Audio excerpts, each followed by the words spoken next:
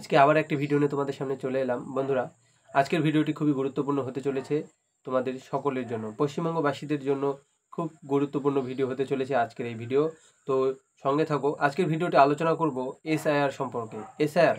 এসআইআরকে পশ্চিমবঙ্গে দুটি ভাগে ভাগ করেছে। একটি হলো এসআইআর, ফুল এসআইআর, এবং দ্বিতীয় নাম্বার হলো যে মিনি এসআইআর। এই মিনি এসআইআর কীভাবে কাজ করবে আমাদের পশ্চিমবঙ্গে, এবং এই মিনি এসআইআর পশ্চিমবঙ্গে ইতিমধ্যে শুরু হয়ে গিয়েছে। এই মিনি এসআইআরে কীভাবে নাম তোলা যাবে এবং কী কী ডকুমেন্ট প্রয়োজন সেই সম্পর্কে বিস্তারিত আলোচনা করবো আজকের এই ভিডিওতে। তো দেরি না করে চলো ভিডিওটি শুরু করি। ভিডিওটি একটু বেশি লম্বা হয়ে যাবে, তো তোমরা স্কিপ না করে পুরো ভিডিওটি দেখো, কারণ স্কিপ করলে গুরুত্বপূর্ণ কিছু ডকুমেন্ট বা গুরুত্বপূর্ণ কিছু কথা তোমরা এই ভিডিওতে মিস করে যাবে। তো তখন তোমাদের এসআইআরে নাম নাও উঠতে পারে। তো চলো শুরু করি আজকের এই ভিডিও। তো পশ্চিমবঙ্গে এসআইআর শুরু করার আগে এসআইআরকে ইলেকশন কমিশন দুটি ভাগে ভাগ করেছে। প্রথমটি হলো মিনি এসআইআর এবং দ্বিতীয়টি হলো এসআইআর। মিনি এসআইআর কি, এই মিনি এসআইআর কি এবং মিনি এসআইআর কীভাবে কাজ করে এই নিয়েই আজকের এই ভিডিও দিয়ে। তো সকলেই জানো বিহারে ইতিমধ্যেই এসআইআর হয়ে গিয়েছে, সেখানে 65 লক্ষ মানুষের নাম বাদ পড়েছে, এবং এটি পশ্চিমবঙ্গেও হতে চলেছে। এবং পশ্চিমবঙ্গে সেই নামগুলি যেন অত নাম যেন বাদ না যায়, তার জন্য আগে মিনি এসআইআর করে চেকিং করা হচ্ছে যে কাদের নাম 2002 সালের লিস্টে ছিল। তো এই মিনি এসআইআর কীভাবে কাজ করছে দেখুন। 2002 সালে আমাদের পশ্চিমবঙ্গে লাস্ট এসআইআর হয়েছিল, এবং 2025 সালে এবার দ্বিতীয় এসআইআর হতে চলেছে। তো 2002 সালে যাদের নাম ছিল, বা যাদের বাবা বা মা বা ঠাকুমা ঠাকুরদা এদের নাম ছিল, তাদের নাম একটা লিস্ট আলাদা করে তৈরি হচ্ছে, এটাকে লিস্ট 1 বলবো।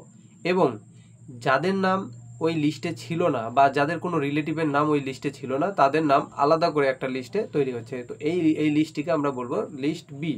তো লিস্ট এ কীভাবে কাজ করবে, যদি পশ্চিমবঙ্গে এর মধ্যেই এসআইআর চালু হয়ে যায়, তাহলে ওই এসআইআরের হচ্ছে যে লিস্ট এ, এক কথায় যাদের নাম 2002 সালের লিস্টে, বা যাদের রিলেটিভের নাম 2002 সালের লিস্টে ছিল, তাদের নামই একমাত্র, তাদের কোনো ডকুমেন্ট প্রমাণপত্র কিছুই দিতে হবে না। সেক্ষেত্রে শুধু লিস্টের জেরক্স কপি দিলেই কাজ হয়ে যাবে। এটাকে লিস্ট 1-এর কাজ গেল। এবার লিস্ট টু কীভাবে কাজ করে।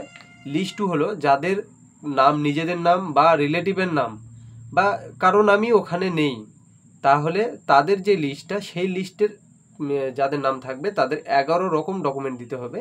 এই 11 রকম ডকুমেন্ট ইলেকশন কমিশন ডিক্লেয়ার করেই দিয়েছে। এখানে জন্ম সার্টিফিকেট হতে পারে, বন দপ্তরের দেওয়া কোনো কাগজ হতে পারে, বা কাস্ট সার্টিফিকেট হতে পারে, জন্মের শংসাপত্র, জমির দলিল হতে পারে, রেশন কার্ড হতে পারে, মানে এক কথায় 2002 সালের আগের ইস্যু হওয়া কোনো ডকুমেন্ট হতে হবে।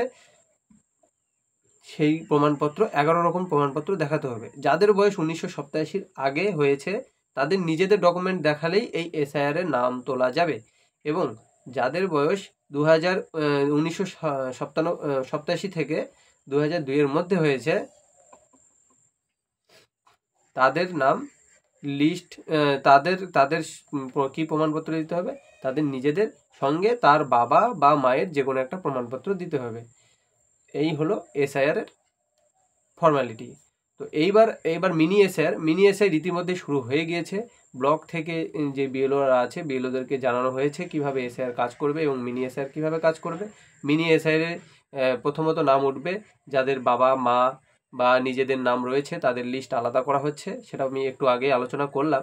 এবং এখানে নতুন লিস্ট ধরে, পুরনো লিস্ট ধরে যারা মারা গিয়েছে তাদের নামও সেপারেট হয়ে যাবে। সেই লিস্টটা আগে প্রকাশ হবে।